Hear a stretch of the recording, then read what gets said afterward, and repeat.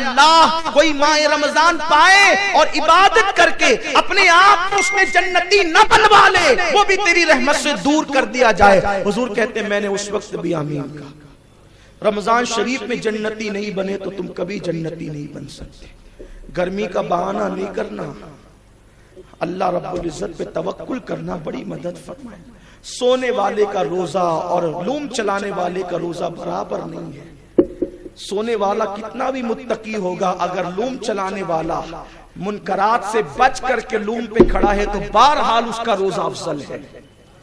اس لیے کہ جس کی عبادت میں جتنی محنت اور کوشش اور مشقت ہوگی اللہ اس کو اتنا اجر زیادہ عطا فرمائے۔ میرے ایک بچے نے، ایک مبلغ نے مجھ سے پوچھا کہ روزے کا ثواب کیا ہے، وہ مجھے ذرا بتائیے، میں کتاب میں ڈھونڈوں۔ تو میں نے ان سے کہا کہ روزے پہ ثواب تھوڑی ملتا ہے۔ وہ تھوڑے چکر میں آ گئے جیسے آپ چکر میں آ گئے۔ میں نے کہا روزے پہ ثواب تھوڑی ملتا ہے۔ کیوں؟ اس لیے کہ اللہ نے فرمایا روزہ میرے لیے ہے اور میں ہی اس کی جزا ہوں۔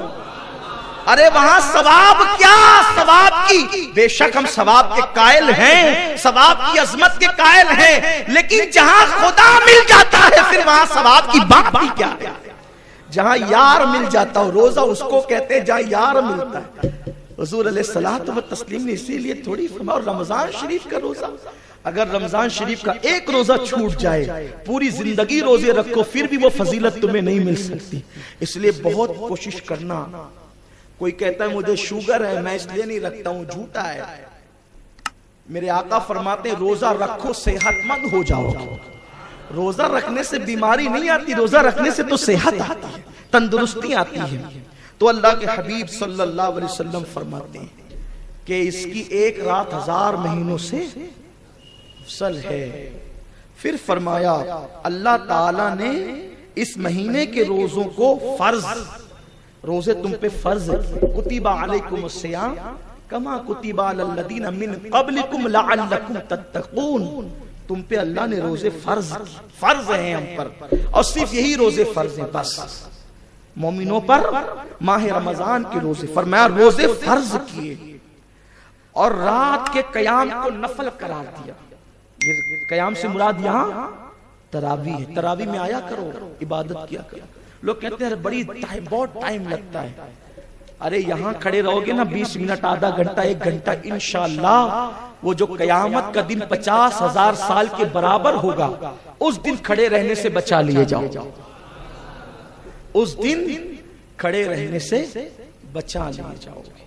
تو اور فرمایا جو شخص کسی نیکی کے ساتھ اللہ کی طرف قرب چاہے، اب اس کو بہت توجہ سے سنیں، جو شخص کسی نیکی کے ساتھ اللہ کی طرف قرب، یعنی کوئی نیکی کر کے خدا کا قرب چاہے تو اس کو اس قدر ثواب ہوتا ہے گویا اس نے دوسرے ماہ میں فرض ادا کیا۔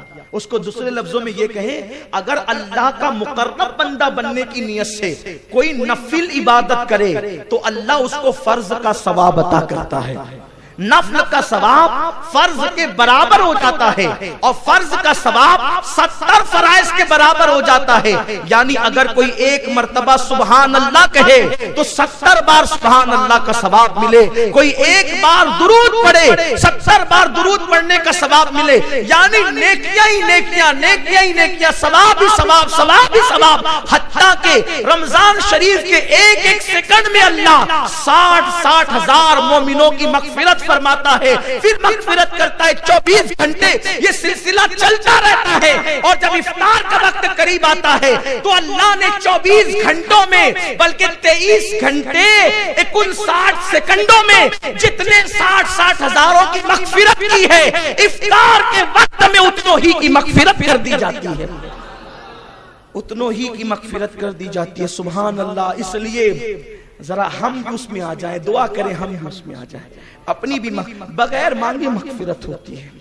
فرمایا جس نے نفل کیا تو فرض کا ثواب، اور فرمایا جس نے فرض ادا کیا تو اس کو 70 فرضوں کا ثواب۔ کون کہہ رہا ہے؟ حضور کہہ رہے ہیں۔ زبان ما ینطق عن الہوا سے حضور کہہ رہے ہیں، زبان اللہ اکبر، جس کی زبان پر خدا بولتا ہے وہ زبان، میرے امام کہتے ہیں سید اعلیٰ حضرت، وہ زبان جس کو سب کن کی کنجی کہے، اس کی نافذ حکومت میں لاکھوں سلام، وہ دہن جس کی ہر بات وحی خدا، چشمے علم و حکمت پہ لاکھوں سلام۔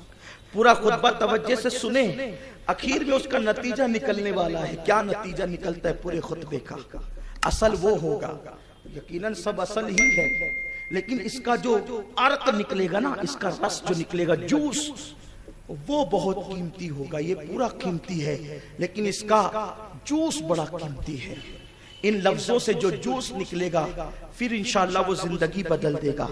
آقا فرماتے ہیں فرض 70 فرضوں کے برابر، پھر فرماتے ہیں یہ مہینہ صبر کا مہینہ ہے۔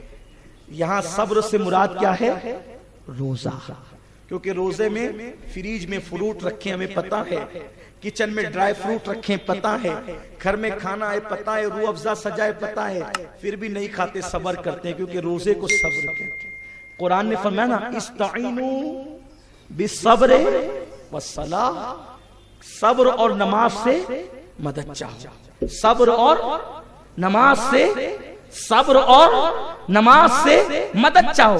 تو ایک تفسیر یہ بھی ہے یہاں صبر سے مراد روزہ ہے، یعنی جب تم کو مصیبت آئے تو روزہ رکھو، نماز پڑھو اور اس کے ذریعے سے مدد چاہو۔ ان اللہ مع الصابرین، بے شک اللہ روزہ رکھنے والوں کے ساتھ ہے، کیونکہ روزے کا دوسرا نام صبر ہے، صبر کا دوسرا نام روزہ ہے۔ اب پتا چلا، آپ کہتے ہیں کہ نا یہ صبر کیا ہے، صبر کیا ہے؟ صبر روزہ ہے۔ استعینوا بالصبر والصلاۃ، نماز روزے سے مدد طلب کرو، یعنی روزہ رکھو گے تو مدد ملے گی، نماز پڑھو گے تو مدد ملے گی۔ وہ روزہ کیا بھائی جس میں نماز ہی نہیں، سحری کھائے بستر میں بیٹھ کر کے اسی پہ لڑک گئے، اور اس کے بعد عصر سے پہلے اٹھے تو ظہر بستر میں کھو گئی، اور اس کے بعد اٹھیں گے تو ذرا سا لنگی باندھ کر اور بنیان پہن کر تھوڑا گلی میں گھومیں گے کہ ہم بھی روزے دار ہیں، اور اس کے بعد مسجد کا لائٹ دیکھیں گے کہ مؤذن نے جلایا کہ نہیں جلایا، اور دیکھیں گے گھڑی دیکھیں گے۔ اور کچھ تو بیچارے ایسے ہیں کہ جو واٹس ایپ لے کر بیٹھ جائیں گے، اور کچھ تو ایسے ہیں کہ جو غیبت کی محفل سجا کر بیٹھ جائیں گے۔ یہ روزہ ہے مسلمانوں کا، الا ماشاءاللہ العیاذ باللہ، یہ بھی کوئی روزہ ہے؟ جس میں غیبتیں ہو وہ بھی کوئی روزہ ہے؟ جس میں عبادت نہ وہ بھی کوئی روزہ؟ روزہ تو آتا ہی متقی بنانے کے لیے۔ تو آقا فرماتے ہیں صبر کا مہینہ ہے اور صبر کا ثواب جنت ہے۔